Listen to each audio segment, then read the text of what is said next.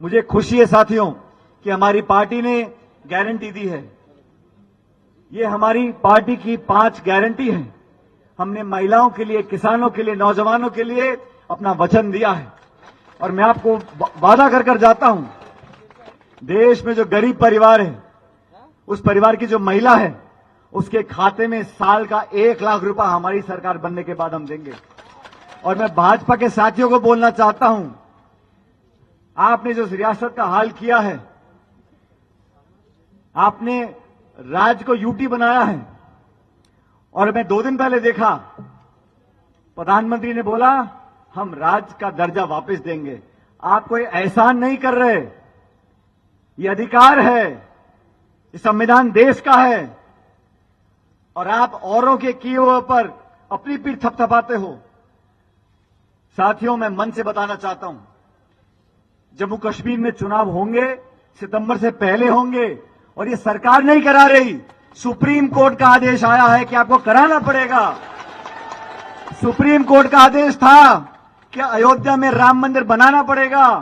Supreme court का आदेश था कि इलेक्टोरल बॉन्ड इलीगल है। कोर्ट के आदेश से यह काम होता है और आप फोटो खिंचवाते हो। लाल सिंह चौधरी तो जीतेगा। मैं तो चाहता हूं कि हम जम्मू भी जीते, हम तीनों सीट वैली की भी जीते और पूरे उत्तर भारत में। और बीजेपी के तमाम नेता आज यहां पे आके चुनाव की वोट मांग रहे हैं। 10 साल से सरकार आपके पास थी और हम चाहते हैं साथियों, एक नई आवाज बुलंदी से पैदा करें। हिंदू, मुसलमान, मस्जिद, मंदिर, हिंदुस्तान, पाकिस्तान, इतना ही भाषण है बीजेपी के नेताओं का। बीजेपी के नेताओं का स्कूल, कॉलेज, अस्पताल, निवेश, बेरोजगारी, महंगाई, महिला, नौजवान, किसान, खाद, बीज, बिजली, पानी, कोई मतलब नहीं है। लोगों को इकट्ठा करो, जज्बात से खेलो, लचीले भाषण दो, अखबार, टेलीविजन में फोटो 24 घंटे, टीवी ऑन करो, एक ही फोटो, रेडियो भी नहीं छोड़ा, 24 घंटे का प्रचार करना। और हालात ये हो गई है, आज जो खाई बन गई है गरीब और अमीर की, आज से पहले ऐसा नहीं था। सरदार मनमोहन सिंह जी देश के प्रधानमंत्री थे, मैं उनकी सरकार में काम करता था। हम झगड़ा करके काम करवाते थे, मनमोहन सिंह जी कहते होगा। हमने एमएसपी पे कानून बनाने का वादा किया है और यहां पर जब से गवर्नर साहब का रूल चला है, यहां पर बाहर के लोग आके जमीन पे कब्जा कर रहे हैं। जिस जमीन पे किसान खेती कर रहा है दशकों से, उसकी जमीन लेके दी जा रही है।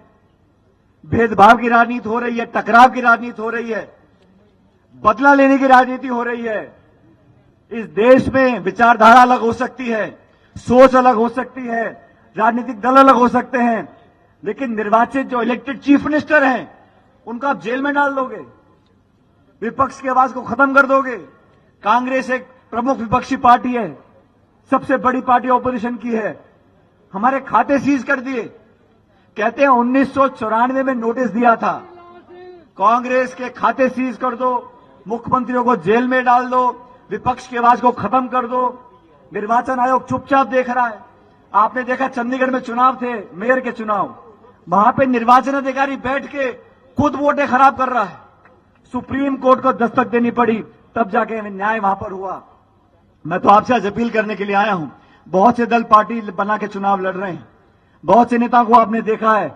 मैं किसी की बुराई नहीं कर रहा हूं, लेकिन आपको समझना पड़ेगा आपके दुख दर्द का भागीदार कौन रहा। मैं दावे से कह सकता हूं, लाल सिंह जी आपके दुख और दर्द में शामिल रहे, अच्छे बुरे समय उनके साथ रहे और अपने पराये में अंदर करना सीखो।